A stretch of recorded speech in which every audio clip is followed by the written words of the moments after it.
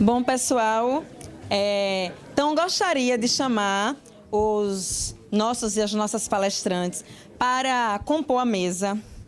Então, gostaria de chamar Antônio Bispo dos Santos, Nego Bispo.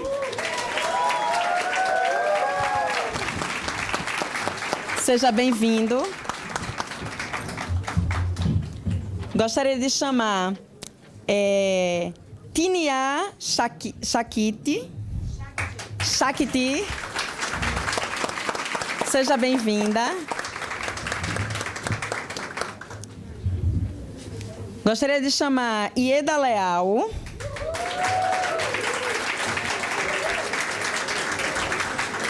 Seja bem-vinda. E Leonardo Péricles. Seja bem-vindo.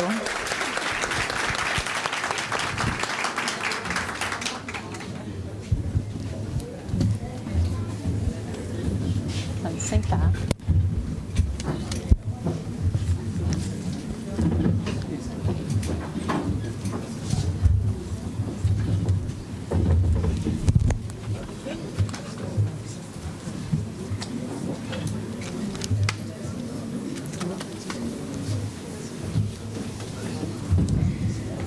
Bom,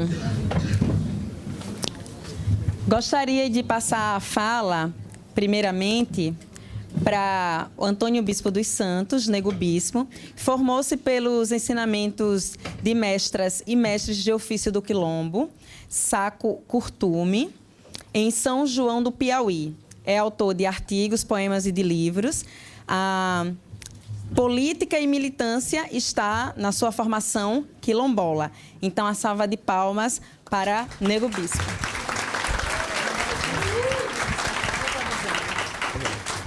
Me avisa quando estiver faltando 5. Vivas! Vivas, vivas, porque todas as vidas são necessárias. Fogo! Queimaram Palmares. Nasceu Canudo. Fogo! Queimaram Canudo. Nasceu Caldeirão. Fogo! Queimaram Caldeirão. Nasceu Pau de Colher. Fogo! Queimaram Pau de Colher. Nasceram e nascerão tantas outras comunidades que os vão cansar se continuarem queimando. Porque mesmo que queimem a escrita, não queimarão a oralidade. Mesmo que queimem os símbolos, não queimarão os significados. E mesmo que queime os nossos corpos, não queimarão a ancestralidade.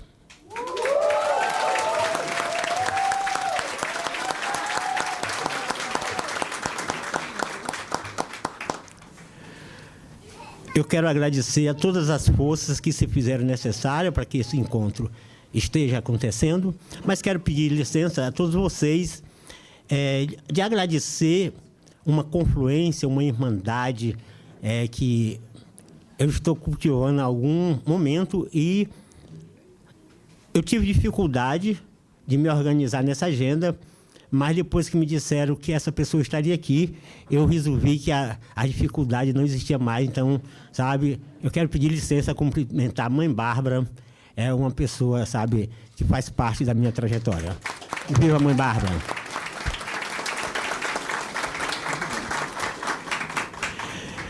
Pessoal, a partir de 2015, eu comecei a circular esse lugar chamado Brasil. Eu lancei um livro chamado Colonização, Quilombos, Modos e Significações. Eu lancei esse livro em 2015, na UNB, com a presença de 7 universidades, e aí não só essas 7, mas várias outras universidades me convidaram. Tanto é que aqui no Nordeste, independentemente de ser universidade ou organização, a capital que faltava, a partir de 2015, eu visitar para ter essa conversa era Maceió, né?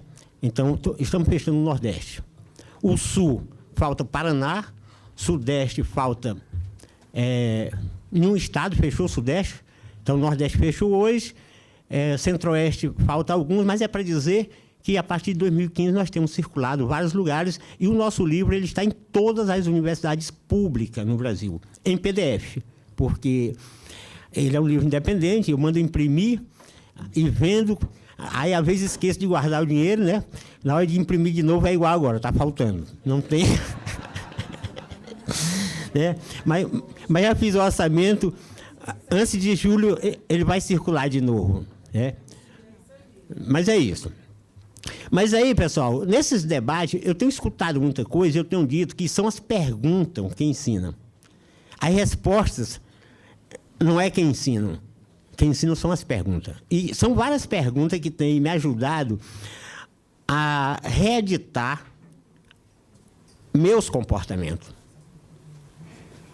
Porque uma coisa que me incomoda muito, e isso é uma prática da sociedade eurocristã colonialista, e aí, com todo respeito ao convite que me fizeram, com todo respeito à mesa, mas eu não discuto nenhuma outra questão sem discutir o colonialismo.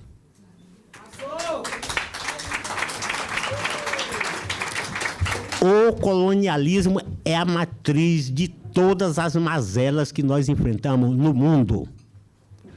E não existiria o colonialismo sem a Bíblia.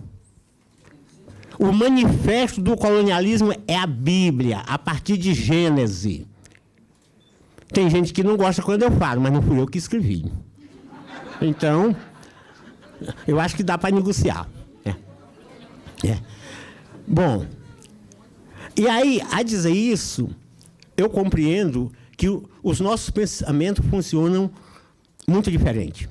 O pensamento colonialista, por ter um único Deus, e está em um único lugar e você só olha na mesma direção, então é um pensamento linear. Você pensa linearmente, você fala linearmente, você escreve linearmente. E o nosso pensamento, por nós termos várias divindades nos mais diversos lugares do mundo, para todo lado que a gente olha, a gente vê uma divindade, então a gente pensa na circularidade. E como a gente pensa na circularidade, o nosso pensamento, as nossas vidas e vivências, elas têm começo, meio e começo. E o pensamento colonialista tem começo, meio e fim. Nós não temos limite, nós temos fronteira. E a fronteira é um lugar de diálogo. E os colonialistas têm limite.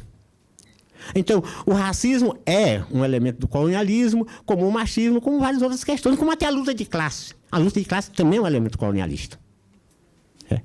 Porque foi pensado por eles. O mundo do trabalho é um mundo colonialista.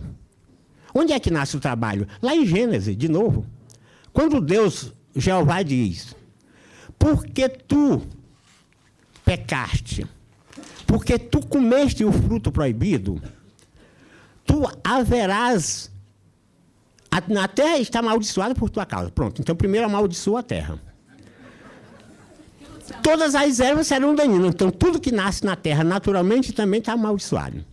Tu haverás de comer com fadiga do sol do teu rosto. Como assim?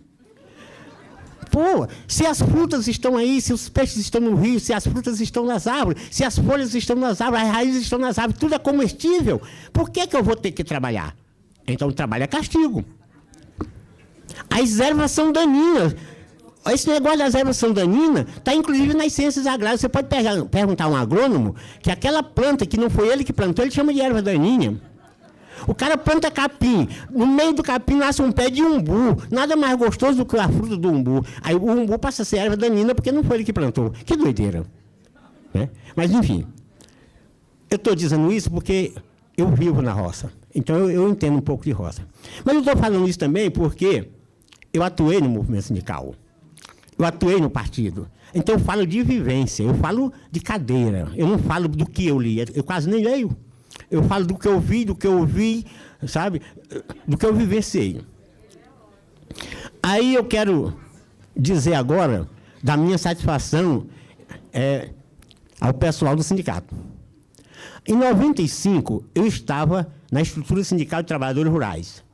Tem um sistema chamado CONTAG, sistema CONTAG, um negócio monstro, horrível de grande. Aí, em 95, foi pessoal. Já que tem uns departamentos do sindicato, uma diretoria diferente, não dá para criar uma instância para os quilombolas? 95, hein? Eu queria que botasse assim um lugar para discutir a questão quilombola. Isso não, a luta de classe resolve tudo. Eu falei, resolve. Caramba, então por que nós temos tanto problema? Por que essa luta de classe ainda não resolveu tudo? Mas não concordaram, isso aí estava errado. E sabe que eles têm razão? Estava errado mesmo, não cabia nós ali dentro. Porque se tivesse entrado nós ali, não estava tendo esse encontro aqui maravilhoso com essa diversidade. Né? Nem eu estava errado, nem eles. Olha que maravilha. Ninguém estava errado. Depois de tanto tempo, olha, está aqui um sindicato, e um sindicato da área da educação, né? Estranho, eu conheci, quando eu atuava no movimento sindical, ele trabalhou no INCRA, lá no Piauí. Depois de muitos anos, a gente se encontra aqui, olha só, girou, como eu disse, tudo é girando, rodou, ele foi para o Tocantins, voltou, está aqui, perto de mim, né? E aí, um sindicato discutindo e realizando um encontro, olha, encontro de negros, indígenas e quilombola, que maravilha. Então, mas que bom que seja assim, que nós não estamos sendo protagonizados pelo sindicato, nós estamos compartilhando nossas forças, que é diferente. Mas eu estou dizendo isso também para dizer que, nesse momento que nós estamos vivendo, quem assistiu algum vídeo que eu participei na internet, ou leu alguns textos, pode ver que eu nunca assumi que nós estávamos em crise. Nunca. A primeira vez que me falaram dessa crise, não, a crise é de vocês. Foi vocês que profetizaram o Apocalipse. Está lá nas escrituras de vocês, o Apocalipse, foi vocês que profetizaram. Pediram, chegou. Chegou. Eles estão vivendo o que eles pediram, está lá. 2000 anos, exatamente. Quando completou os 2000 anos, começou o Apocalipse, que não é de uma vez, não, vai de pedaço. Né? Ou seja, o que é o Apocalipse? É o fim das teorias e a reedição das trajetórias. O movimento quilombola tem a mesma idade do colonialismo. Quando começou o colonialismo, começou o movimento quilombola. O que é ser quilombola? É ser contra o colonialismo.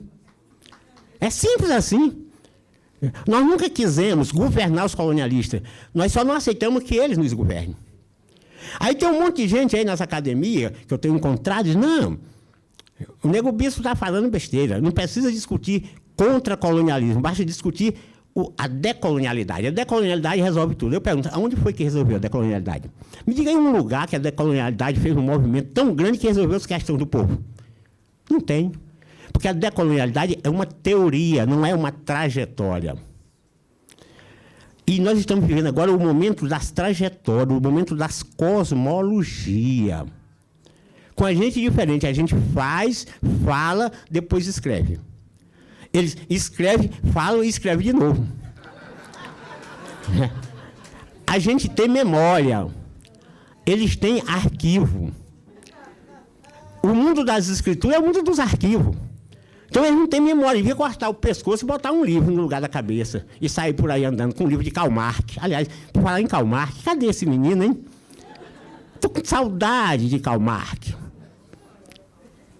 Era bom mandar fazer uma exumação do cadáver desse moço, para saber onde é que ele errou. Onde foi que você errou, garoto? Por que não deu certo o que você falou? Porque, pessoal, não se resolve questões diferenciadas com repertório igual. Se o repertório é igual, a questão não é diferente. Eu ouvi, em algum momento, sem democracia, não tem o quê que... É na mesa, né? Para nós, na comunidade, democracia é a mesma coisa de burocracia. Lá no Quilombo. Mas vamos fazer uma reunião aí, o nosso povo. Para que tanta burocracia? Porque as nossas reuniões, na nossa trajetória, é assim no terreiro, é assim na capoeira, é assim nos batuques, é assim em toda a nossa vivência. A gente resolve as nossas coisas conversando. É no velório, sabe, é na visita de cova. A gente vai conversando, comendo, bebendo e resolvendo. Conversando, comendo, bebendo e resolvendo. E todo mundo falando, um toma fala do outro de supetão. Para aí, tu já falou demais, agora eu. Para aí, não tem negócio de questão de ordem, não sei o quê. Eu me inscrevi. Não, isso aí não tem, não.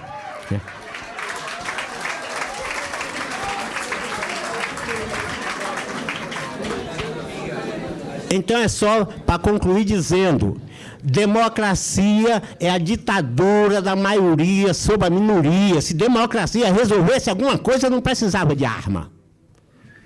A sociedade mais democrática é a mais armada. Então, democracia não resolve. O que resolve é compartilhamento. E é isso que os quilombos fazem. Nós somos o povo da confluência, nós somos o povo da biointeração, nós somos o povo do compartilhamento, nós somos o povo, sabe, não da solidariedade, que essa palavra não é das nossas, mas nós somos o povo de estar junto. Nós somos o povo das encruzilhadas. E aí, como eu digo que na vida está faltando poesia, então vamos mandar mais uma pequenininha para encerrar. Quando nós falamos tagarelando, quando escrevemos mal ortografado, quando nós cantamos desafinando, quando dançamos descompassado, quando nós pintamos borrando e desenhamos enviesado, não é porque estão errando, é porque não fomos colonizados. Gratidão.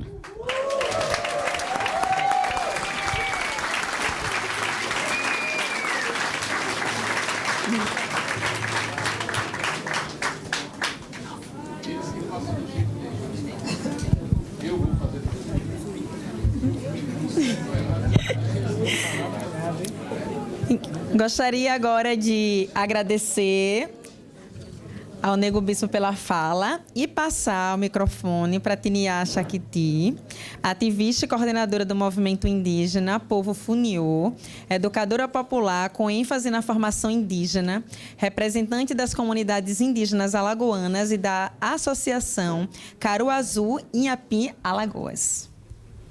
Obrigada.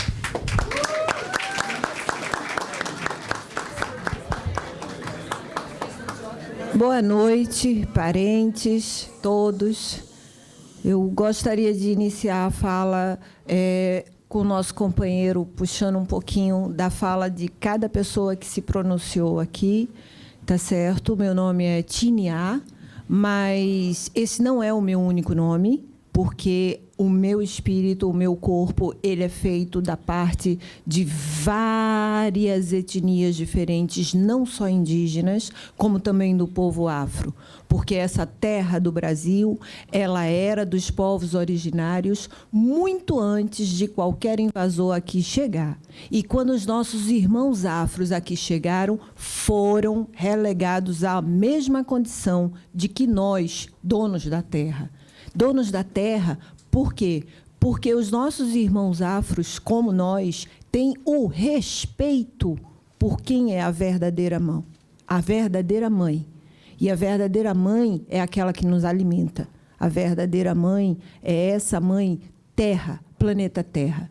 Então, nessa trajetória de mais de 25 anos, eu, apesar de talvez não aparentar tanto, mas eu estou, esse ano, com muito gosto, fazendo o meu aniversário de 50 anos, com muito orgulho. Então, são 25 anos de luta anônima, onde eu abri mão de todas as comodidades que todos nós, em via regra, poderíamos ter, mas em respeito à segregação que foi feita, tá certo? Em solidariedade não é uma palavra que nos cabe, mas eu tive a oportunidade de ter a voz e dar vez e voz aos povos que não conseguiam se comunicar. Os nossos irmãos afros, eles vêm do mesmo berço, porque quando os invasores aqui chegaram, eles excluíram tudo que fosse provável atrapalho dessa conquista arbitrária e violenta. E o que eles impregnaram nos nossos territórios, tá certo, foi a violência. E ela existe. Ela existe também dentro dos nossos territórios. Ela existe, sim, dentro das comunidades, ela existe, sim, dentro das comunidades também afros. Então, é um assunto muito delicado, porque a gente aprendeu a segregar, infelizmente, e não reconhece que o nosso planeta não pode ficar à mercê. Então, dentro da Mãe Natureza, existe... também tenho a formação de bióloga, eu também sou estudante de Direito. Então, assim, são várias formações acadêmicas que me deu o ponto de vista para que eu pudesse entender todos os diferentes troncos. Então, eu já rodei esse Brasil inteiro. Tem as comunidades no Norte, tem comunidades no Sul, tem comunidades no Nordeste, tem comunidades no Centro-Oeste. Todos nós somos um único povo. Para ser brasileiro, nós somos um povo mestiço, e mestiço com orgulho, porque nós não somos minoria. Nós não somos a minoria.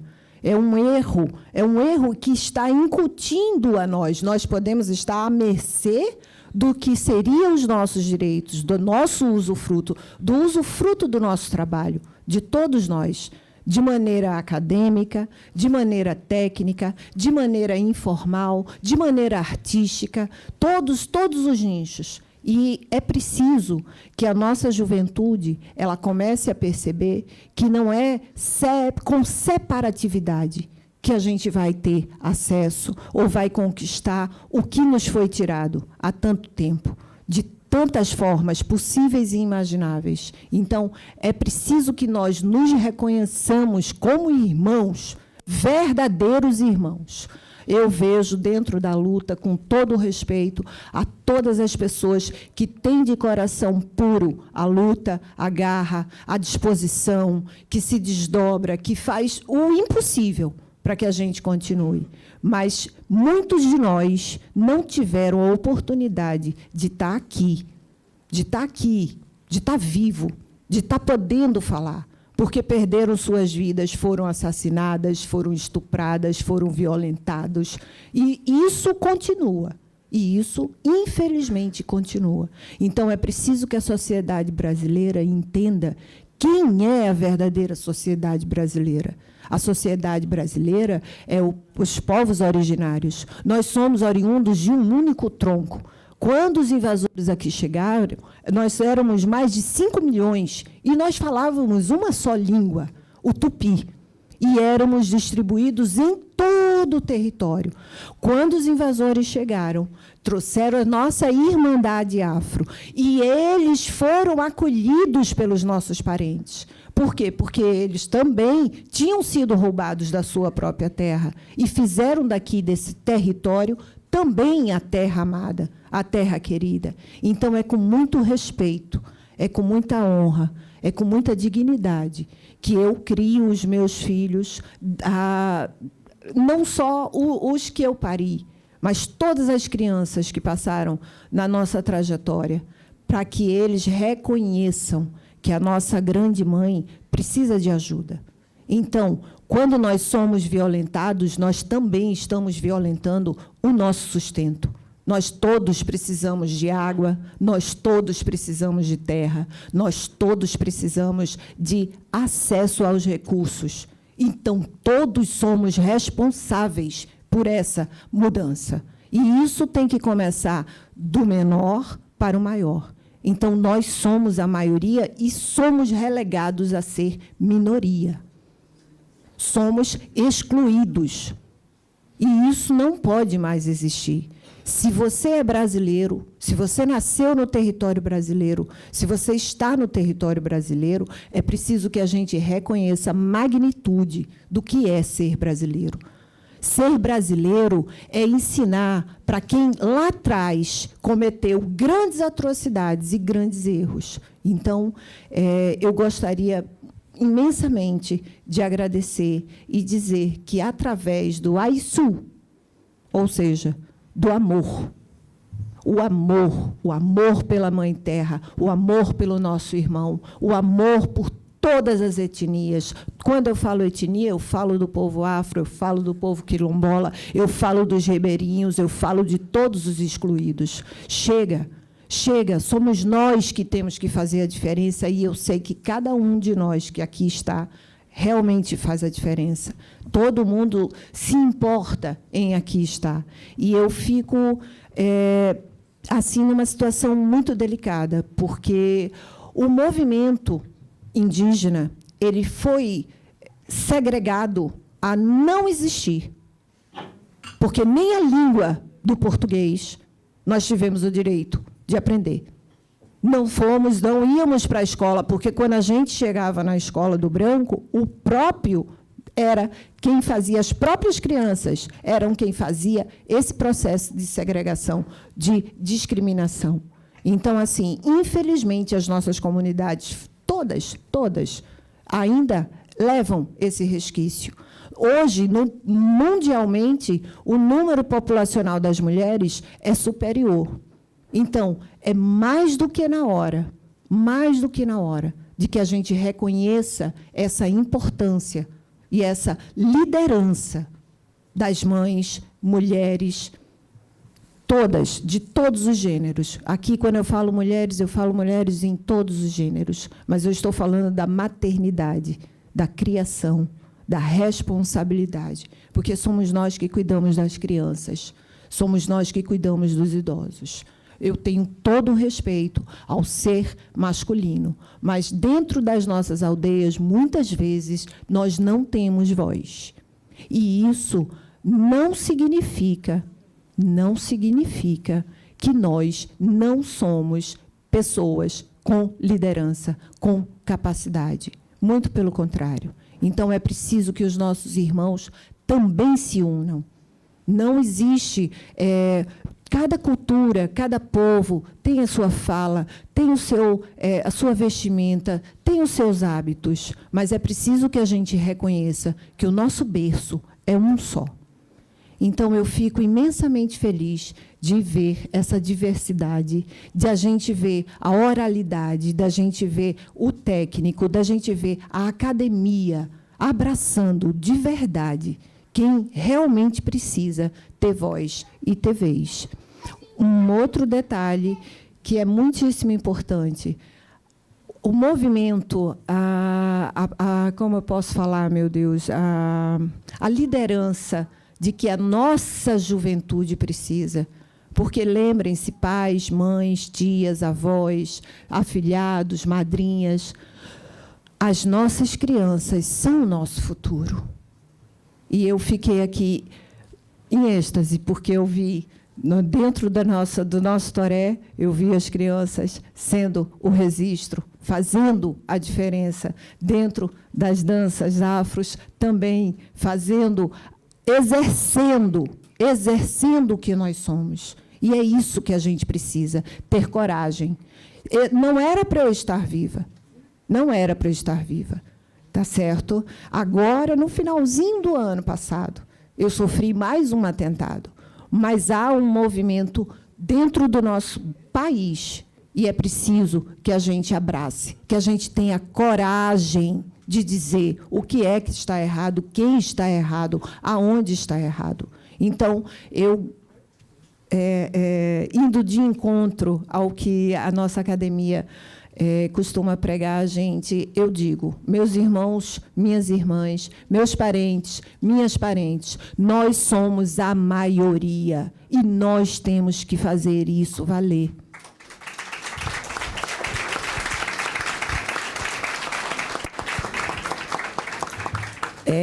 Então, nas diferentes comunidades onde eu passei, eu recebi diferentes nomes, porque eu sou prova viva dessa exclusão.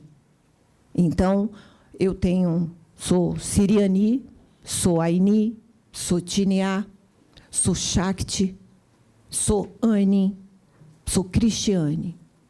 Eu sou brasileira autêntica e eu defendo isso com a minha vida e com os meus parentes juntos. Eu tenho certeza que nós vamos conseguir. Muito obrigada.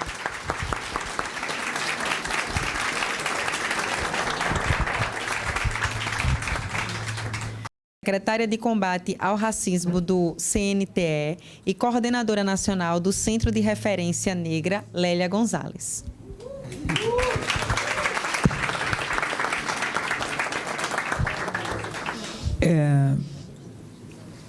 Boa noite a todos, todas e todes. Eu, depois de ouvir o senhor, eu fiquei com medo de falar. E confesso para vocês que uma boa professora tem sempre uma sacola do lado. Aí eu resolvi mudar minha fala. O senhor é o grande culpado. Mas a gente sempre sai de casa para aprender. Eu fiz 7 páginas, está aqui, para eu falar com vocês. Foi bom que eu estudei. Então, eu vou pedir licença. Eu queria muito que a Dandara estivesse aqui. Aquela menina que, no ritmo do seu corpo, demonstrou a nossa ancestralidade. E nós precisamos respeitar isso. A sociedade não respeita.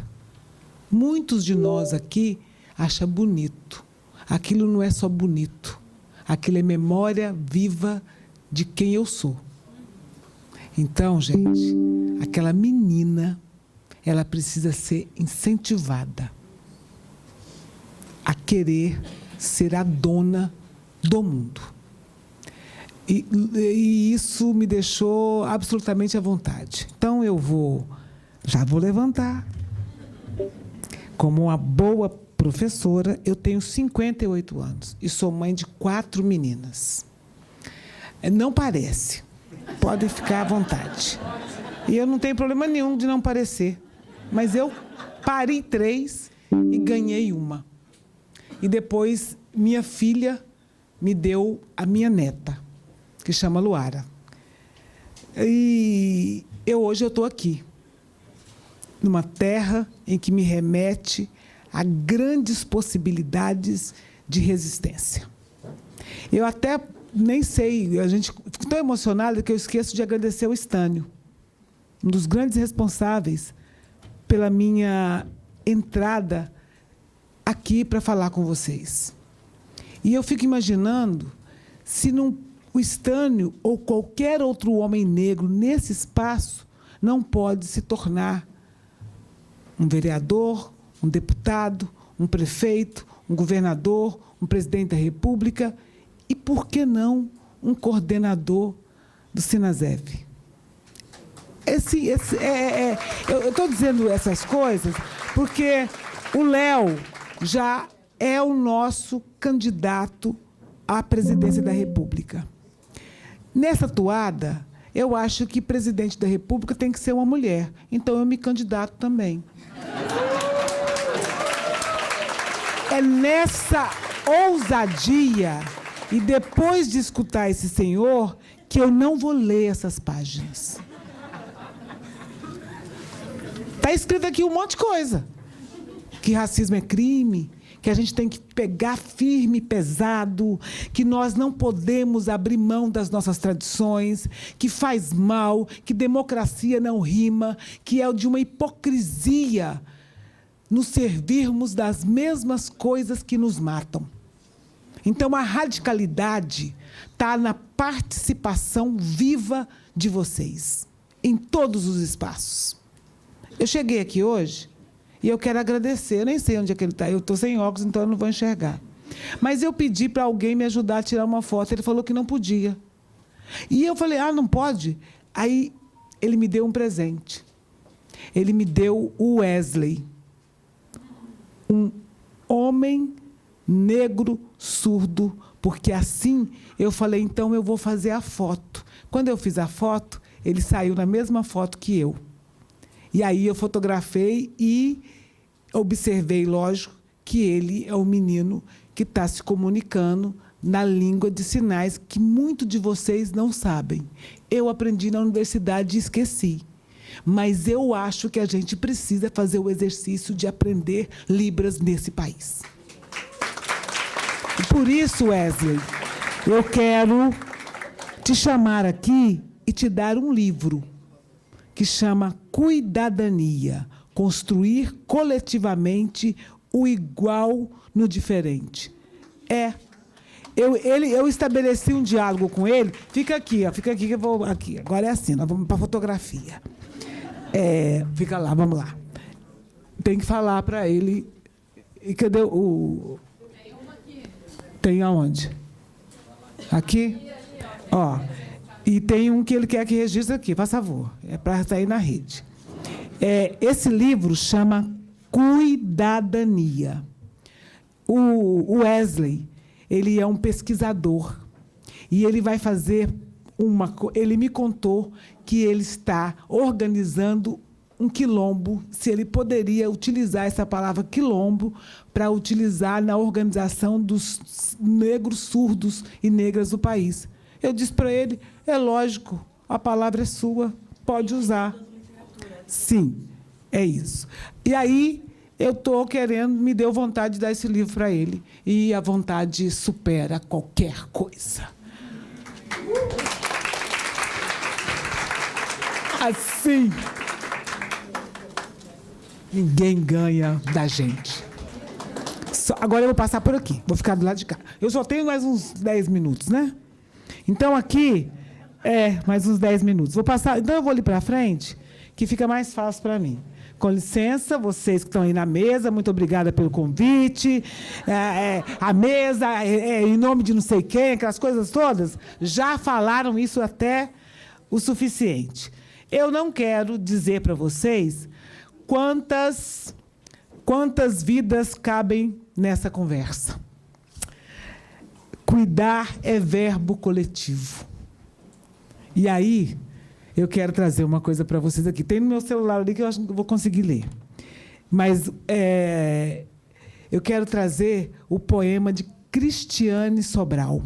Antes de Cristiane Sobral, quando ele estava falando, eu acho que baixou algo em mim que eu escrevi assim. Copiei. Quando você falava. Aí eu escrevi: o sol há de brilhar mais uma vez.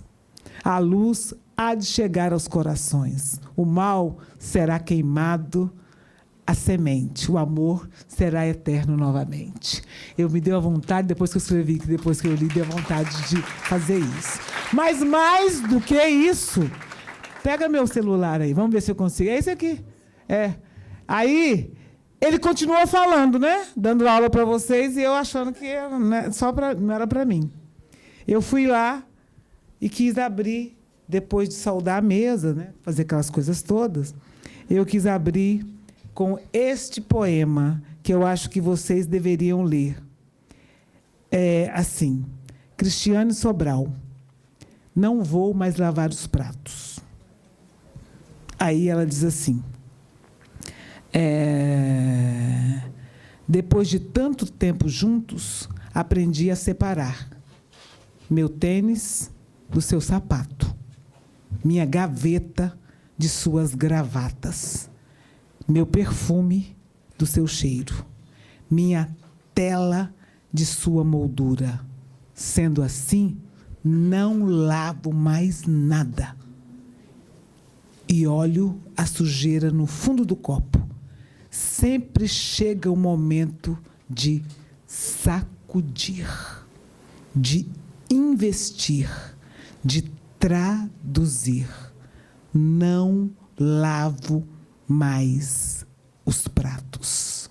Li a assinatura da minha lei áurea, escrita em negro maiúsculo, em letras tamanho 18, espaço duplo. Aboli.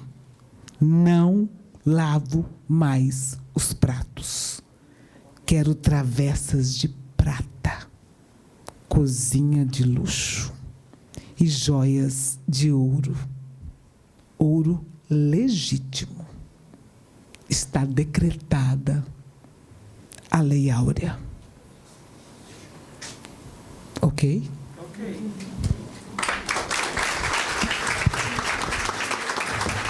E aí, eu vim aqui para falar sobre o tema.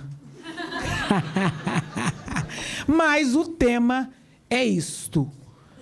Não vamos ter nenhum tipo de opressão. Aí eu quero convocar algumas pessoas para vir aqui me ajudar a segurar um cartaz. Por favor. Estou terminando, viu, gente? Porque 10, era 40 minutos. Não, aqui. É esse aqui. Pega aqui. Abre para mim. Mãe Bárbara. Abre ali para mim. Fica aí, já fica aí abrindo aí. Eu quero você, Sônia.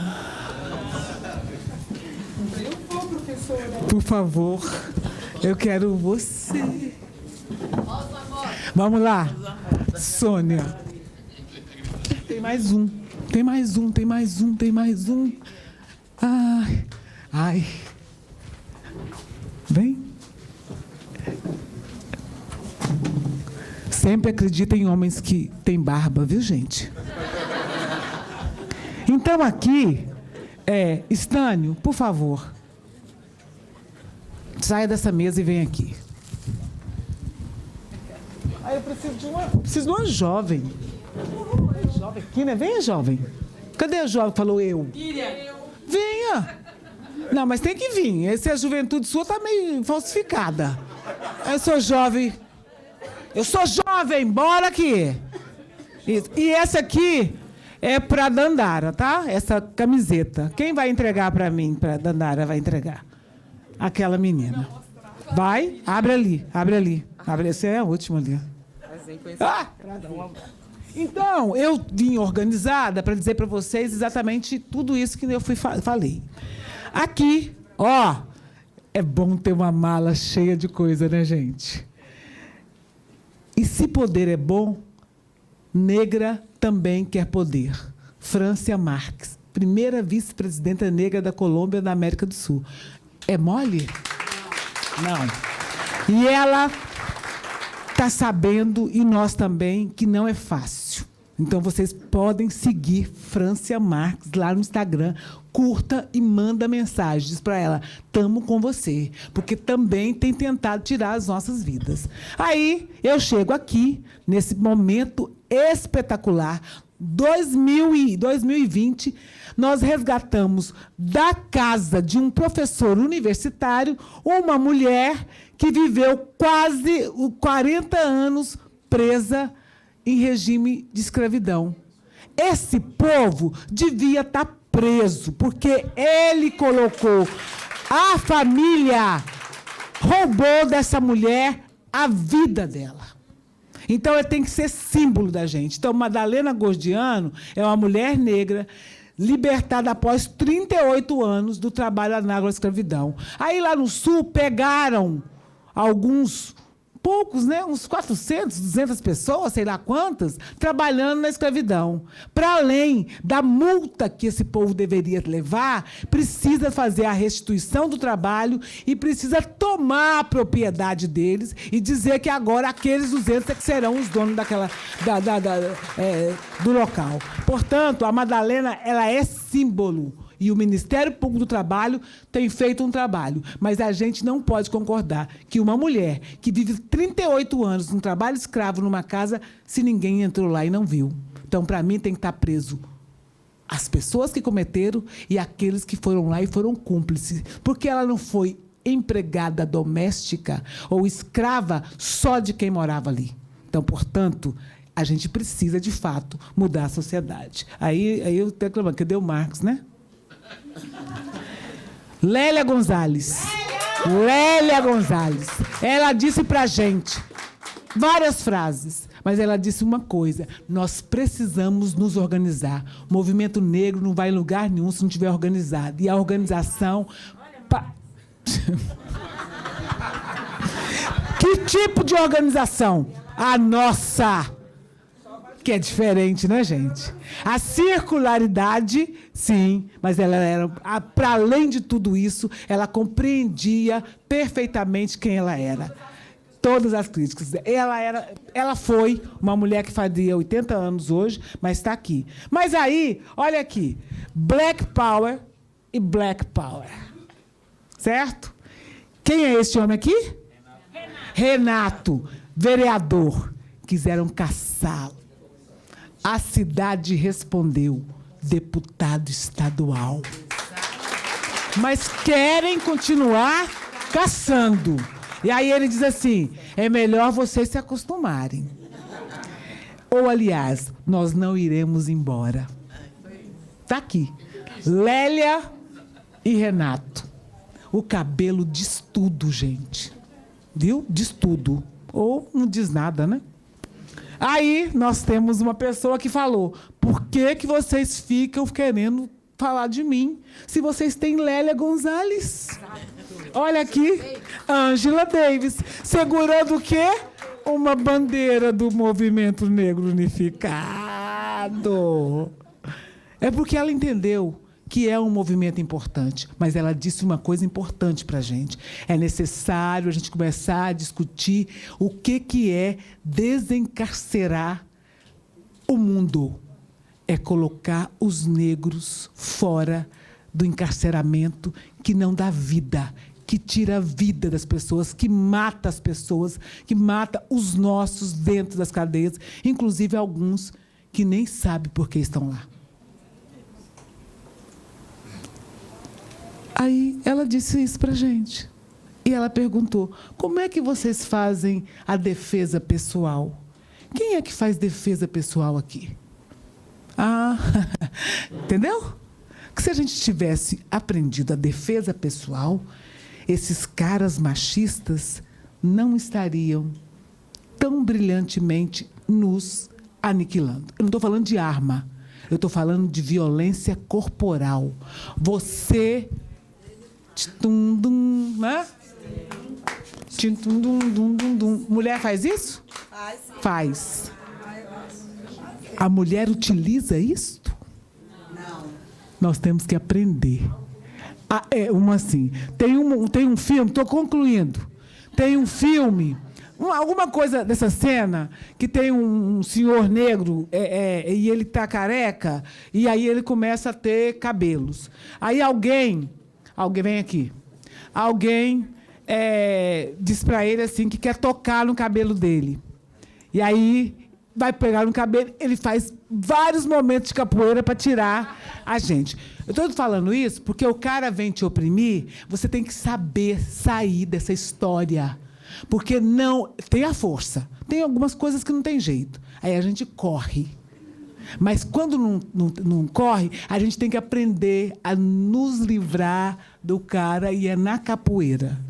Né? Na bandiga. E ela é capoeirista. Ó, eu acho, entendeu? Mas, já foi. Capoeira é princípio de defesa. E é circularidade. O atabaque bate, o berimbau responde. Aí o pandeiro vai lá, chora. A gente chama e devolve. Se for na possibilidade da relação gostosa, tudo flui bem. Se for para me defender, é rasteira. E eu planto o pé e não caio. É isso. Isso é vida. Defesa pessoal é isso. Nós temos que aprender a fazer com que a Dandara ela tenha e saiba que ela pode ser uma mulher que vai aprender a se defender. Para além das outras coisas. Ir na polícia, fazer ocorrência, isso é uma coisa que a gente já sabe que tem que fazer. Né? Aí, eu vou vir para cá, porque racismo é crime. Inafiançável. E a gente diz isso o tempo todo. Imprescritível. Na sociedade racista, isso nem pega, né, gente? O racista continua solto. Mas qual que é a nossa tarefa? Política e pedagógica. Qual é a nossa tarefa? É eleger mais negros e negras para ocupar os espaços de decisão desse país. Nós não vamos em lugar nenhum, porque a gente vive num país em que o voto neles funciona para nos oprimir. Então, a campanha absolutamente singela. Eu voto negro, eu voto negra. E se o poder é bom, negras e negras também querem o poder. É isso, gente. Muito obrigada. Desculpa os meus 20 minutos que eu tomei.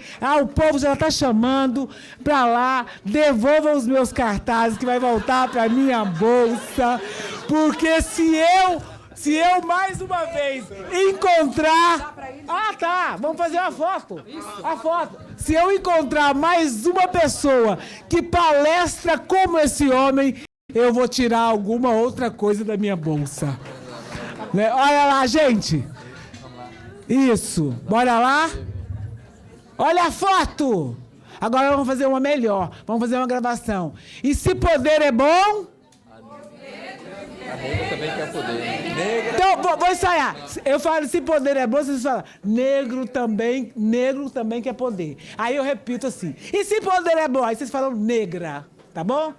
Aí também quer poder. Então, olha bem, gravando, e se poder é bom? Negra também quer poder. E se poder é bom? Negra também quer poder. Bora juntos lutarmos. Obrigada. Isso, devolva, ó, meu papelzinho. Linda! Você viu qual cidade eu sou?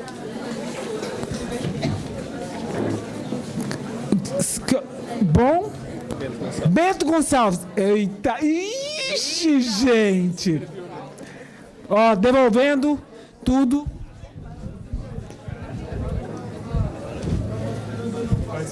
Obrigada, professora Ieda.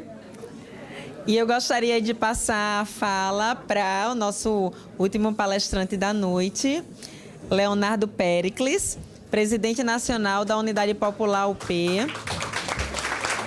Foi candidato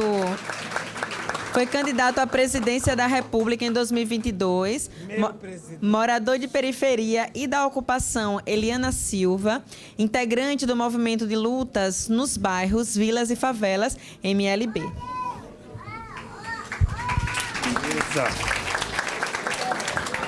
Olha, primeiro eu quero saudar todos e todas, como a gente aprende também na nossa tradição, pedir licença às nossas mais velhas, os nossos mais velhos, para poder estar me expressando aqui, me colocando aqui, saudar esse grande encontro que o Sinasef está fazendo, que a pasta de luta contra as opressões está fazendo. Quero saudar todos e todas que estão aqui. Eu sou Léo Péricles, como fiquei conhecido. Tive a responsabilidade de ter sido candidato à presidência da República depois de quase 100 anos que não tinha um homem negro de esquerda que cumpria essa tarefa. E foi um processo para plantar sementes, né? Não tinha uma ilusão que a gente ia ser eleito naquele processo. E estamos na nossa caminhada. Eu sou presidente nacional de um partido que surgiu de favela, de periferia. Eu vou falar sobre esse ponto de vista urbano, da favela, da periferia, da classe trabalhadora dentro desse contexto também. Eu vou fugir um pouco da nossa tradição da oralidade, porque também acho que tem algumas coisas que nós temos que aprender com o inimigo, né? Porque a gente vai ter que sistematizar também essa história nossa, para ela não ser apagada, né? Também. Então, acho que isso também é parte do processo. E também vou me permitir na tarefa dificílima de discordar de alguns pontos que foram colocados, né? E é digamos assim, um grande desafio falar depois desses gigantes que falaram aqui. Eu vou começar colocando, eu quero ressaltar a questão de classe aqui também, ligada à questão racial. Eu comecei aqui, inclusive, colocando na capa um grande marxista sociólogo negro chamado Clóvis Moura, que, para mim, é uma referência impressionante, assim como também a Lélia Gonzalez, assim também como a Angela Davis, que foi colocada aqui, e tantas outras e outros. Isso é parte de um curso que ele tem mais tempo. Eu tenho que virar para lá para poder passar, né? Se você puder ir passando para mim, fazendo favor, Alex, né? Então, é o seguinte, eu vou tentar ser conciso aqui. E o que é a questão? Se vocês puderem me avisar de 5 em 5 minutos, tá bom? Olha, eu queria buscar debater essa questão de entender o racismo aqui no Brasil.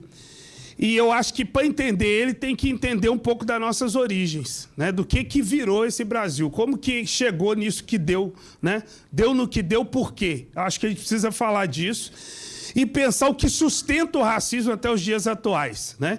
E, claro, vou tentar fazer uma proposta para destruir o racismo, que eu acho que o movimento negro, historicamente, precisa buscar fazer isso. Pode passar. E esse ponto de partida é a invasão europeia e o genocídio indígena.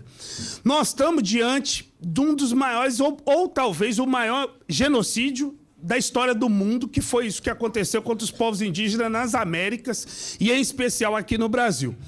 E esse processo de extrema violência, né? Não precisamos ressaltar isso, e a partir desse processo de genocídio que o nosso povo negro arrancado da África passa a ter um papel central aqui, né? Não desconsiderando de forma alguma, porque a luta dos povos indígenas caminha junto, inclusive nos recebe. Se não fosse nos receber, nós não conheceríamos o território na velocidade que conhecemos e não teríamos começado a organizar nos primeiros 10 anos que a gente está em cativeiro aqui no Brasil, começa os quilombos. Então, a quilombagem foi a principal técnica de resistência àquele processo de martírio de quase 400 anos, né? Aí pode passar. E aí, eu vou usar um termo aqui, esse termo é eminentemente marxista. A acumulação primitiva de capital. Que troço é esse, ou que trem é esse, como é da minha terra, que eu sou mineiro? E isso é uma questão fundamental, porque é o seguinte: o capitalismo, a nível internacional, ele fez ressurgir a escravidão para cumprir um papel objetivo, que era o nascedouro desse sistema. Inclusive, essa citação que nós estamos colocando aqui, é muito importante ressaltar o seguinte: quando a gente falar de reparação, eu vou tentar falar até o final da reparação, pensemos numa questão. O capitalismo é o que é, não é só no Brasil, é no mundo, graças ao nosso trabalho. Quase 400 anos de escravidão fez a Revolução Industrial na Europa. Fez os europeus serem o que são. E fez essa classe dominante a nível mundial que manda e desmanda. Então, isso também, esse processo... Imagino, acredito que nós temos que cobrar essa fatura historicamente. Pode passar, porque aí tem vários termos mais técnicos, eu não quero ficar entrando muito nisso, né? Acho que o debate está bastante político. E essa acumulação aqui no Brasil, ela foi feita com o saque das terras indígenas, com a mão de obra escravizada, né? O saque das riquezas naturais, né? Eu venho de um estado, por exemplo, que a quantidade de ouro que foi tirada do nosso estado é um negócio que, né, já tem... beleza, ok. E a outra parte, ela ficou para enriquecer uma classe dominante aqui no Brasil, né? O principal foi para fora. Mas ficou uma parte aqui também. Pode passar. E aí eu quero falar dessa outra questão. A origem da dependência do nosso país. Isso também está extremamente atual, essa discussão. Por quê? Porque esse processo de dominação do Brasil, o que ele gerou nesse país? Gerou a gente ser mero exportador de commodity, mero exportador de matéria-prima. Nós somos exportador de soja até hoje, de ouro, de prata, de níquel, de, inclusive, vários metais que são usados por alta tecnologia hoje, né? É isso que o que se tornou o nosso país, que nunca rompeu com esse legado, e todo o processo que foi proposto de romper com isso, e aí eu vou pegar nossas raízes ancestrais. O que foi a grande República de Palmares, ou que não um processo para tentar romper com isso? O que foram todas as revoltas populares do Brasil colônia, inclusive protagonizadas centralmente pelo povo negro, se não foi para tentar romper com esse projeto de país? E o que foram todas as revoltas, inclusive do Brasil Império e, inclusive, sob a República, essa República que eu vou falar dela também. E essa dependência gerou uma classe dominante que ela tem características, ela é herdeira do escravismo, do patriarcalismo, do autoritarismo, da violência, da política antipovo, ela tem nojo de povo, nojo de trabalhador. Essa é a classe dominante. E por que eu estou falando isso? Porque nós temos um desafio, porque esses caras mandam e desmandam. Mesmo que a gente não queira considerar o sistema deles, porque é deles, não é nosso, mas esse sistema é o que manda hoje. E se não criarmos as condições para derrubá-lo, nós vamos estar sob a mercê dele. E eles não querem saber da gente. Eles vão moer a gente. É isso que está em curso, isso que está acontecendo hoje, em pleno século XXI. Pode passar. Dentro desse quadro, a luta de classes, aí eu quero falar dela. É a mais longeva que nós tivemos na história, por isso que eu acho que, assim, muita gente, e eu não estou me referindo a ninguém que está aqui, mas gente que foi falar da luta de classes desconsiderando a questão racial, de gênero, enfim, não conheceu nada do que é, assim, não entendeu nada do marxismo e muito menos da história do Brasil. A luta de classe mais longeva que nós tivemos aqui no nosso país, se engana quem acha que é entre classe trabalhadora e burguesia. É entre escravizados e os seus senhores. Isso foi quase 400 anos. É essa aí que moldou o que é o Brasil hoje. Esse enfrentamento que moldou o que o Brasil... esse problema concreto, ele nasce aí, ó. Esse foi um grande enfrentamento histórico. E determinante para forjar essas classes dominantes. Aí pode passar. E aí, o que eu quero dizer com isso? Primeiro, o racismo como forma de dominação ideológica. O centro do racismo, para que serve o racismo nesse processo? Primeiro, justificar a superexploração. E aí eu estou falando com várias pessoas de sindicatos, que estão na base de sindicatos e estão vivendo esse problema concreto, mesmo que seja com poder público, mas concretamente, mesmo dentro, aí está lá o racismo institucional, né? Que é para quê? Sempre justificar que tem um inferior.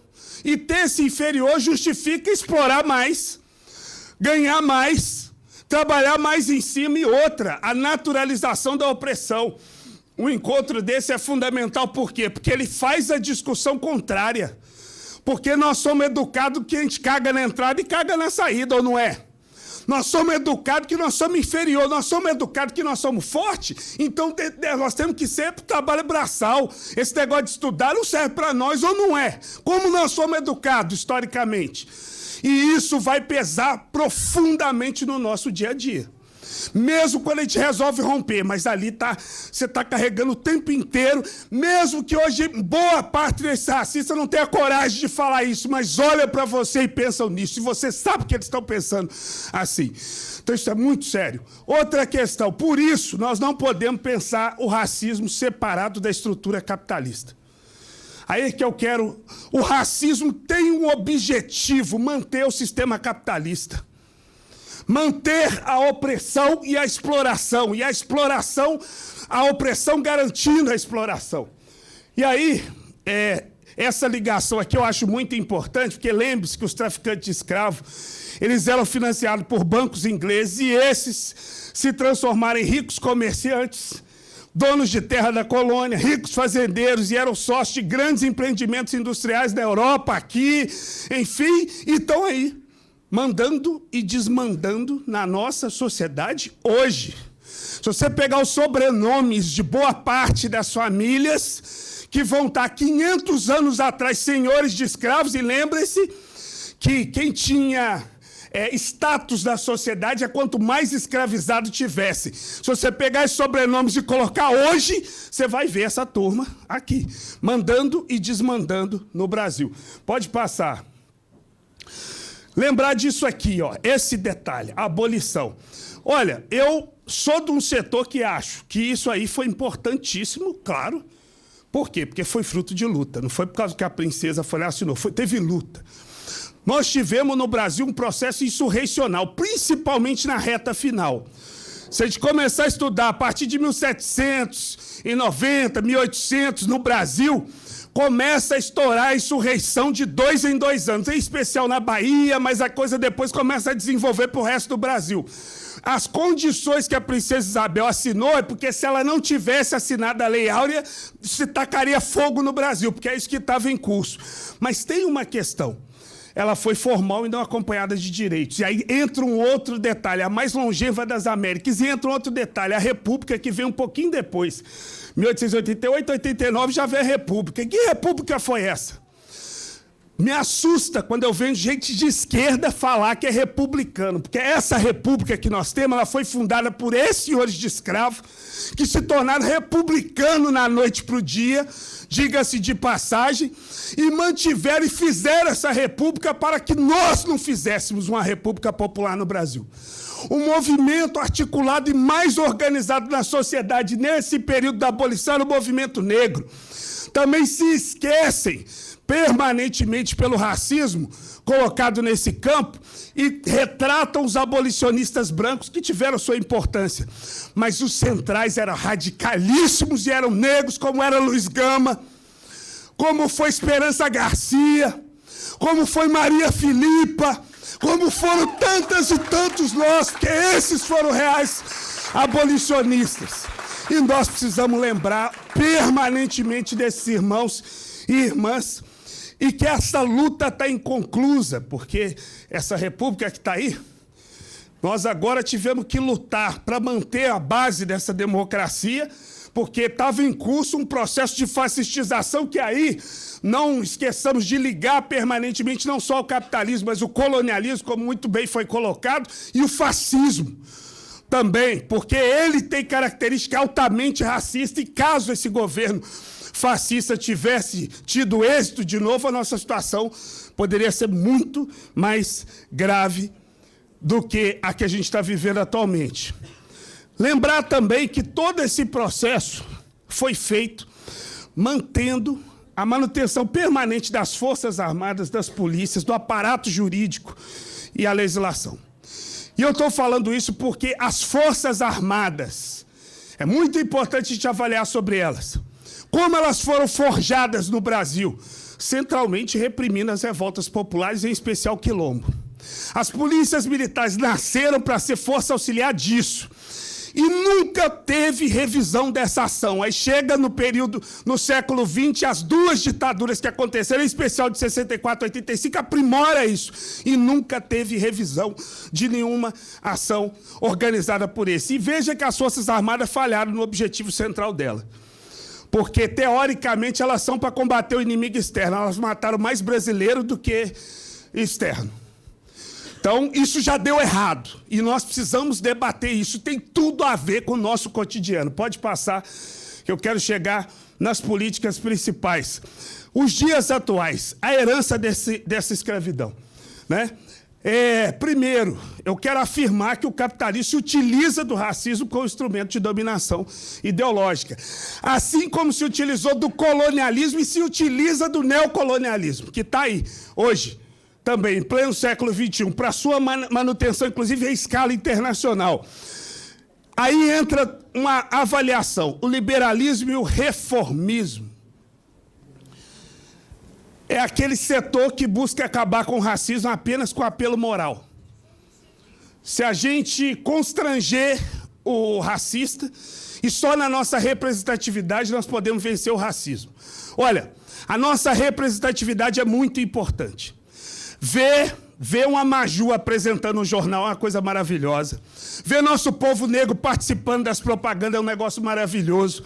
Fazendo até propaganda em banco. É muito legal. Ver candidatura à presidência da República é muito bom.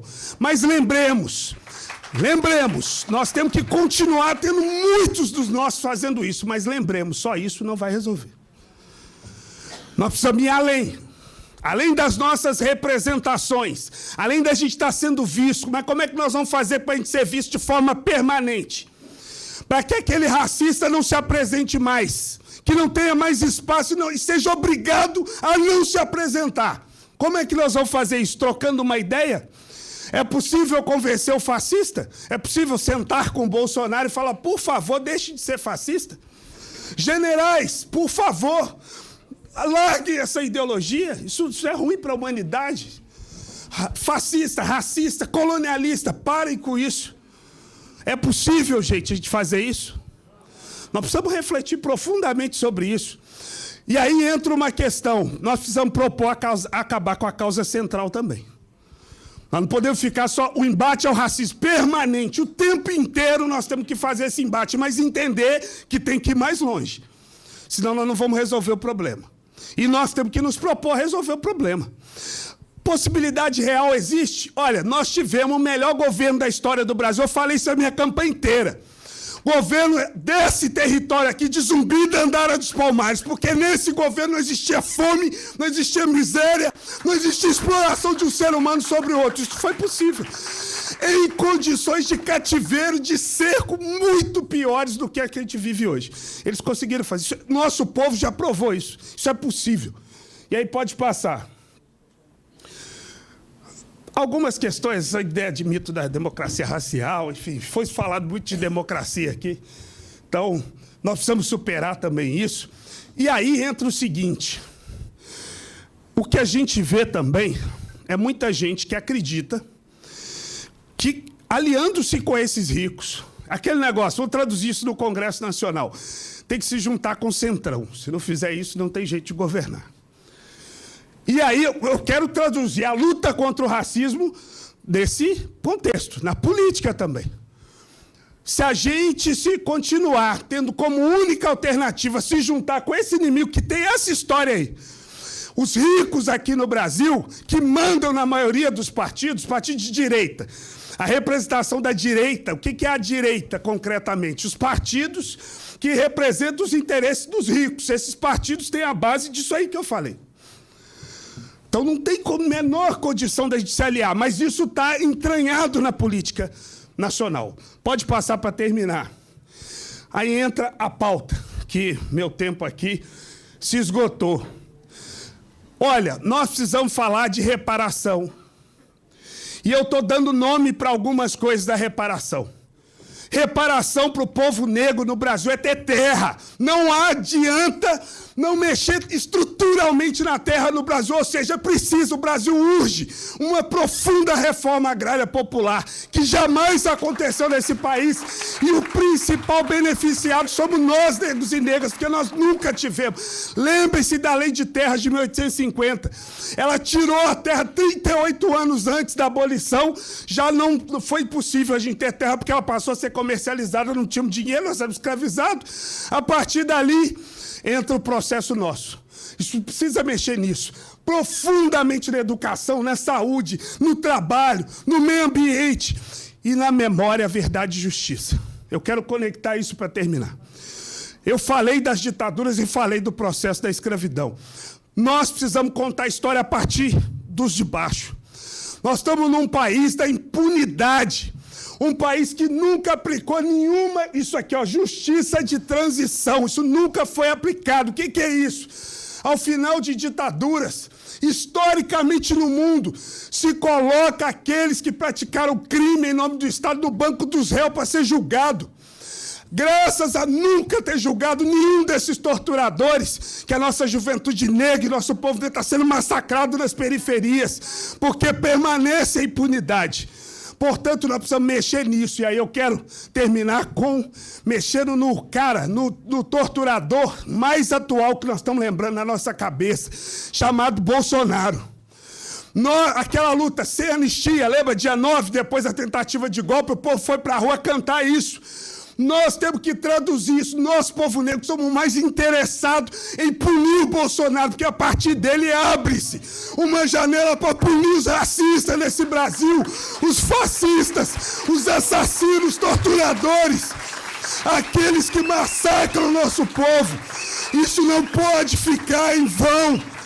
Não pode ficar, impunidade não pode. E aí, quando há essa impunidade do andar de cima, aí a impunidade vai ficar jogada para nós. É o preto da periferia que cometeu um crime, que é a impunidade. Olha aí a direita.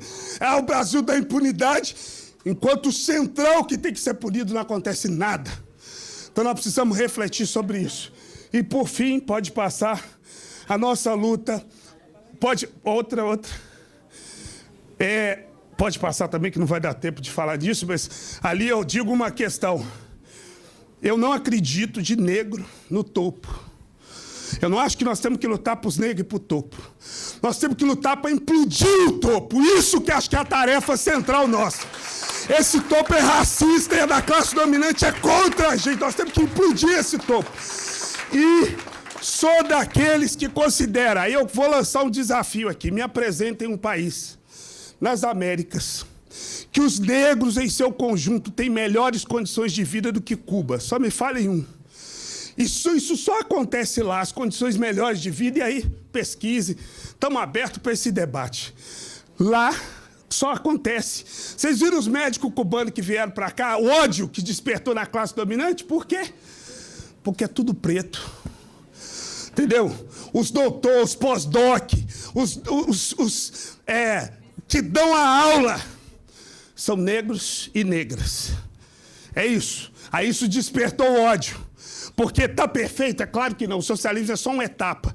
Mas nós precisamos lutar para acabar com esse capitalismo. No lugar dele é o socialismo. E essa experiência, ela ainda tem que ser revista no século XXI, porque nós temos um desafio gigantesco.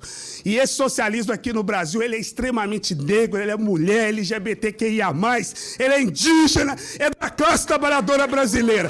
Lutemos para mudar esse país. Viva a luta do povo negro, dos povos indígenas, dos quilombolas. E obrigado pelo espaço aqui para poder estar falando. Sigamos.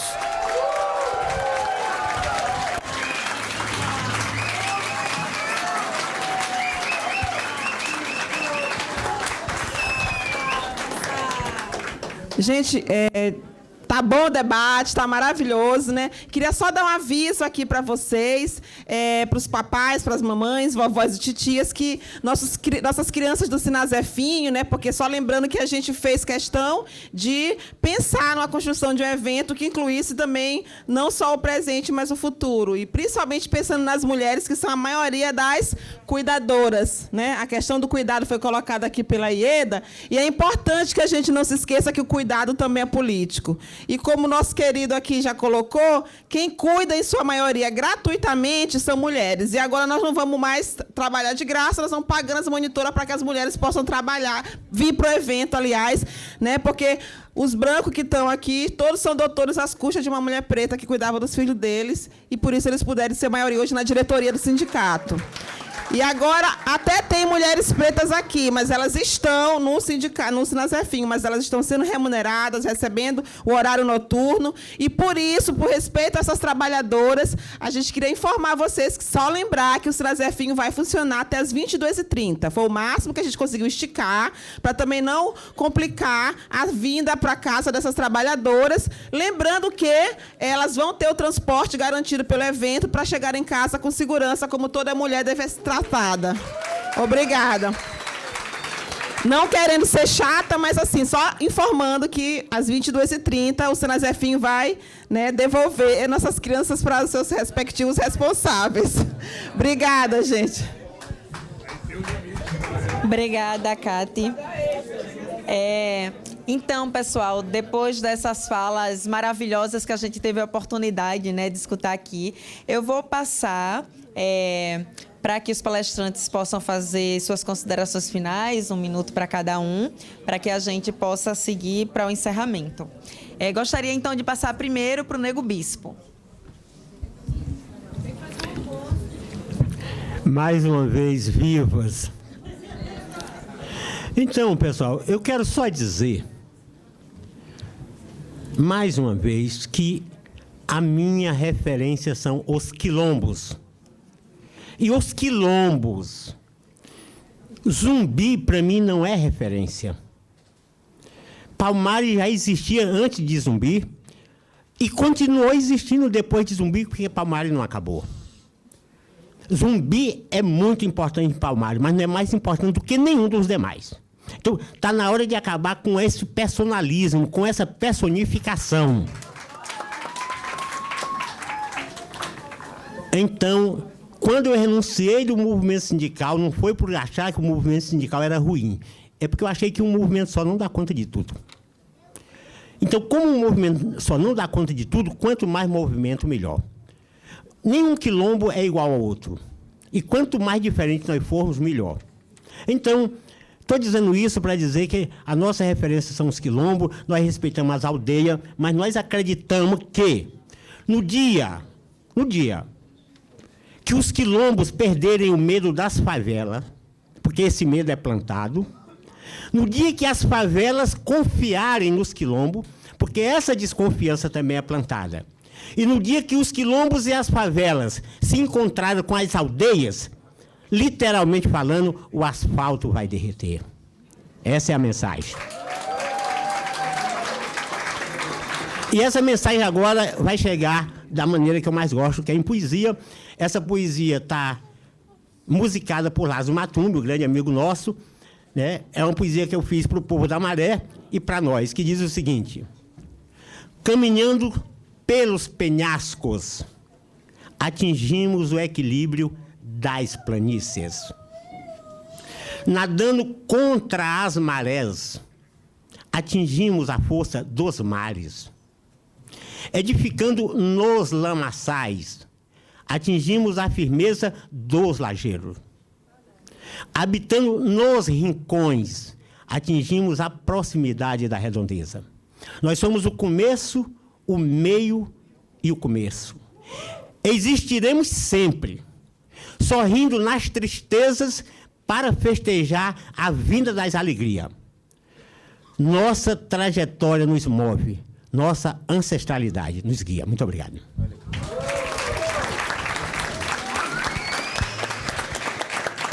Obrigada, Nego Bispo. Gostaria de passar a fala agora para Tiniá.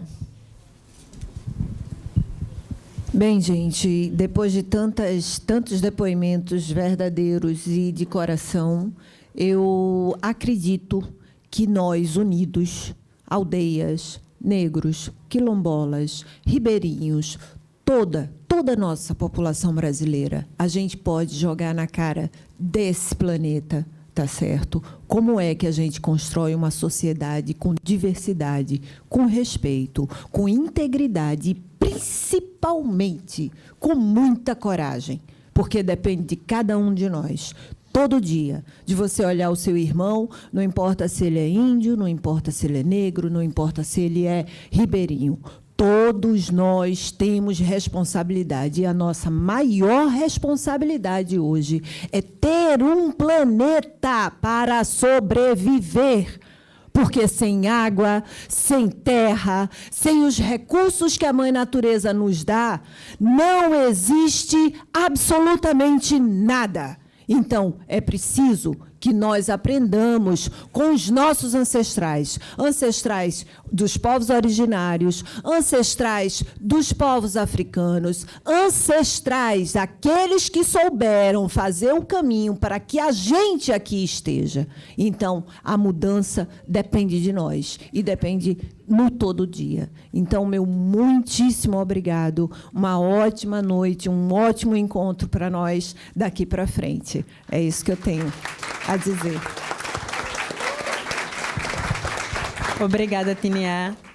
Gostaria de passar a fala agora para a Ieda. E acho que ela ia falar assim, 1 minuto. Eu pensei. Ela, viu? Eu pensei, gente, professor é fogo.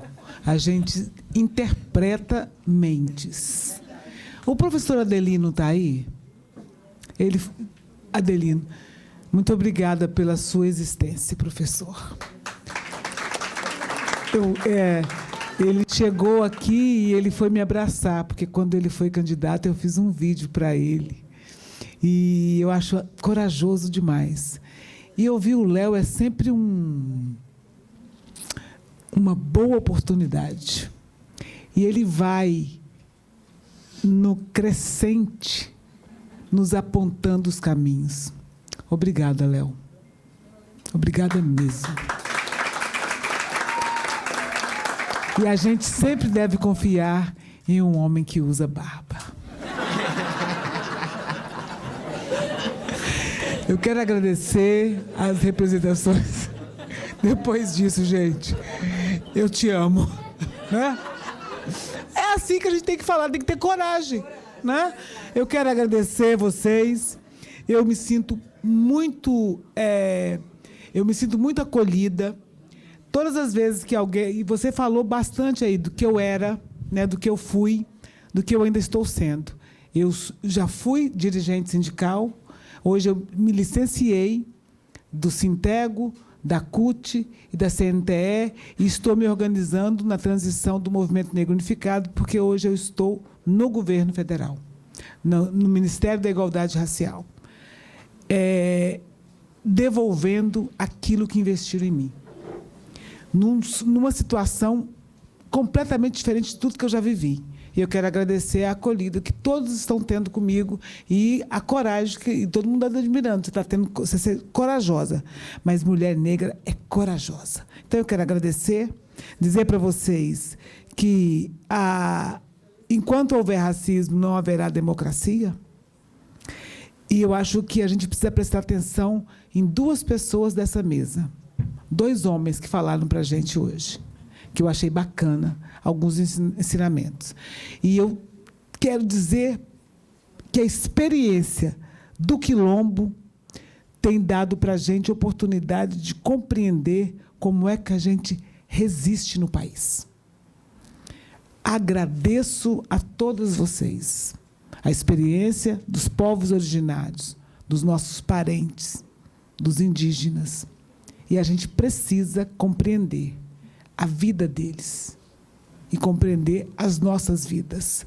Eu estive hoje, para concluir, eu entrei numa sala porque estava tendo... Sabe quando alguém vai te conduzindo assim? Eu estava aqui e alguém falou, vai ali no cantinho que tem alguma coisa. E eu fui andando, e eu fui. Cheguei lá, tinha uma sala cheia de mulheres fazendo uma oficina de turbante. Eu entrei. Uma pessoa disse para mim assim, eu te conheço. E eu falei, então eu também te reconheço. E ela me contou. Aí depois a gente conversou, ela é de Pires do Rio, da cidade que eu nasci. E ela disse assim, minha mãe está com raiva de você. Eu falei, ixi, mas o que é isso? Aí ela falou assim, porque minha mãe disse que a primeira mulher negra pirizina a chegar no governo federal seria eu. Eu falei, sua mãe perdeu. Boa noite, gente. Obrigada, Ieda. E gostaria de passar a fala agora para o Léo Péricles. Foi a conclusão mais rápida que eu já vi, que eu acabei de falar. Queria muito ter ouvido, né, também. Infelizmente, pelo tempo, eu sei, não foi possível. Amanhã eu vou estar numa outra mesa aqui também. E aí, quem puder participar, aí a gente troca uma ideia. Acho que imagino que vai ter mais tempo para trocar ideia, que eu queria ouvir crítica, ouvir sugestão, sabe? A gente precisa dialogar muito. E olha, veja essa mesa, que negócio fantástico, sabe? A gente precisa dar mais voz para pessoas assim. Olha, primeiro, eu ouvi Ieda, ela também é muito humilde, né? Porque ela chega, fica me elogiando aqui, elogia o Nego Bispo, que, claro, também é outra grande referência que eu tenho, mas essa mulher também é uma referência importante para nós, né? Então... assim, parabenizar pela mesa. Olha, o que eu quero concluir aqui é o seguinte. Eu acho, a defesa da vida é um consenso que nós temos aqui. Hoje o capitalismo ameaça a vida no planeta Terra. O que nós precisamos fazer? O que é revolução nesse século XXI? Nós precisamos desarmar o nosso inimigo. Impedir que ele destrua o mundo. Inclusive para a gente ter condição de um dia chamar ele de irmão também. Porque isso é possível. Mas primeiro tem que desarmar ele. Enquanto essas armas estiverem na mão desses caras... Vocês estão vendo as guerras em curso no mundo? Você já viu tanto refugiado no mundo, igual vocês estão vendo agora? Diziam que fascismo é coisa do passado. Quando eu comecei no movimento estudantil há 23 anos atrás, eu passava em sala de aula denunciando o fascismo e riam da minha cara. Falando, que isso, fascismo? Isso aí é coisa do passado. Olha isso que aconteceu e está acontecendo. Governo fascista no mundo. Vocês pararam para ver o que tem? Itália, Índia, assim, uma quantidade de governo fascista no mundo, inclusive eleito, que é um negócio impressionante. Isso coloca em risco o mundo. Trump, para pensar nos Estados Unidos, o país que fala que é coração da democracia do mundo, o que está acontecendo? É muito grave essa situação. Então, nós precisamos desarmar o inimigo. Por fim, a luta de classes, eu quero colocar no lugar certo, é luta de classe, luta de povos. Não tem, essa contradição não tem que existir, ela está conjunta. Nós temos que abraçar a classe trabalhadora e abraçar os povos brasileiros. Porque eu quero me referir aqui que nós não somos um povo só. Nós temos muitos povos, só dentro dos quilombolas, quando você vai olhando, é uma diversidade dos povos indígenas, somos povos. Agora a gente está sob a representação do que se chama povo brasileiro. né? E nós precisamos amar esse povo brasileiro, amar esses povos e amar esse país e impedir que acabem com esse país do jeito que estão acabando. E, por fim, movimento negro, hoje, século XXI, o que ele precisa fazer? Ele tem que cair para dentro da favela. É muito difícil, o movimento negro não está no meio da favela, no meio do quilombo, no meio da aldeia indígena. Ele tem que estar nesses lugares. Se ele não tiver, tem alguma coisa errada. E essa é uma reflexão que a gente traz desde que a gente criou a Unidade Popular. Por fim, nós estamos falando de punição, mas nós também estamos agindo. Dia 1º de abril, eu quero convidar todos, país afora, nós estamos entregando esse panfleto. E a gente está convocando o ato pela punição. Inclusive, esse ato foi aprovado no Fórum das Centrais Sindicais, da Povo Sem Medo, da Brasil Popular. Foi consenso em todas as organizações e forças políticas do Brasil. Fazer um ato pela punição do Bolsonaro e seus cúmplices. Nós precisamos fazer isso. Não deixar essa bandeira cair. Esse cara tem que pagar, e não só ele, os cúmplices dele, esses generais que tentaram dar um golpe no momento atual e estão tentando. Eles não vão parar. Eles vão continuar tentando dar um golpe. E nós precisamos combater e vencê-los. Não cometer o mesmo erro histórico que, inclusive, a esquerda cometeu. Que ficou conciliando, veio o golpe militar de 64 e nós pagamos caríssimo por aquilo. Nós não podemos vacilar de novo. E olha, o movimento negro, um dos lugares que eles sempre foram trabalhar, que está aqui o MNU para mostrar isso, foi debaixo da ditadura. Inclusive, se articulando debaixo daquele processo e lutando e sendo uma força muito importante para derrotar a ditadura. Nós temos que seguir para derrotar o fascismo. Esse é o maior inimigo que está colocado hoje na nossa frente. E esse fascismo é racista, ele é misógino, ele é machista, ele é antipovo. Nós precisamos derrotá-lo. Por fim, seguimos juntos na luta. Quem puder depois, quiser acompanhar nossas ideias, segue a gente lá nas redes sociais, Léo Péricles, e seguimos juntos na luta para mudar esse país. Valeu!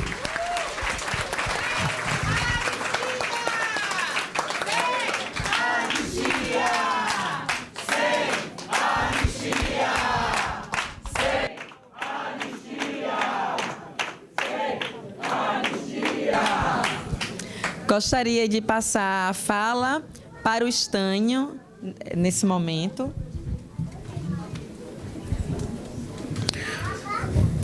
Malungas, malungos e parentes. Estamos, sem dúvida alguma, de parabéns. Vocês entenderam por que isso aqui não é gasto? Vocês entenderam por que isso não é gasto? Isso aqui é investimento, gente. Para que nós possamos ser pessoas mais reflexivas e atuantes, né, contra o racismo. Então não basta apenas chegarmos aqui e assistirmos a esse debate, a esse diálogo fraterno, mas crítico, ético e racial. É necessário que nós possamos levar para a nossa base. 22 a 26. Por que está sendo essa semana? Porque dia 21 de março foi Dia Internacional de Luta contra a Discriminação Racial. E o Dia Nacional dos Povos de Raiz e Tradições de Matriz Africanas. Ontem. É por isso que exatamente este evento está acontecendo nesta semana. Tem um poder simbólico muito grande. E para finalizar, tem muito que está dizendo, por que este evento não aconteceu em um lugar mais barato? Por que está acontecendo aqui? Porque isso aqui é um local simbólico, um local para demonstrar exatamente que este espaço também é do povo negro, do povo dos negros, das negras, indígenas e quilombolas. Dá uma olhadinha, gente. Dá uma olhadinha neste espaço aqui. Vamos supor que não há nenhum de nós negros e negras, indígenas e quilombolas estivesse aqui. Quem é que estaria? Exatamente essas pessoas que estão explorando, que estão sustentando o trabalho escravo ainda neste país. É por isso que simbolicamente nós estamos aqui. Tá bom? Então reflitam, quando negros e negras, indígenas e quilombolas do nosso Sinasef pedir para realizar um evento, não me venham mais com esse discurso que é gasto. Isso é investimento, porque o negro e negra também querem poder. Um abraço e um bom evento para nós. Gostaria de passar a fala para Camila. Eita, vamos terminar. Só agradecer, gente, dizer que é uma noite maravilhosa, né? Muito boa, de muito aprendizado. Agradecer mais uma vez a presença de todos e todas. E aí fazer um agradecimento especial à Rita, nossa secretária da ADN, que está aqui nos ajudando, né? Apoiando esse evento. Então, o registro aqui, né? O nosso agradecimento à Rita. E é isso, gente. Então, iniciamos os trabalhos, bom evento. E as crianças estão esperando. E teremos... Pessoal, só antes de vocês saírem para a gente finalizar mesmo, primeiro eu gostaria de agradecer mais uma vez, em nome da nossa sessão sindical, essa noite belíssima, já iniciou demonstrando como serão os próximos dias, mas eu gostaria de chamar aqui o Wesley Rocha, a mãe Bárbara, a Rosa Mota e o Yuri de Leon para entregar uma pequena lembrança para os nossos palestrantes. Podem vir. E gostaria de pedir à comissão que ficasse para a gente tirar uma foto.